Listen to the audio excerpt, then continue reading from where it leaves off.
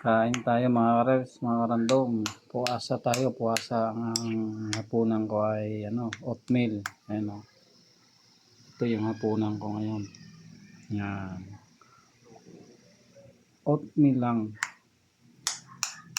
Kailangan natin magpuasa kasi mahal na araw ngayon. Bawal kumain ng mga karne. Ito muna yung kakainin natin. Oatmeal lang muna tayo, oatmeal. Mga karels, mga karandom. Oatmeal yan na nilagyan ko ng energy.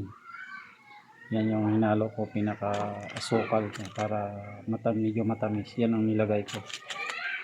Ayos, okay na. Kain tayo mga karels, mga karandom.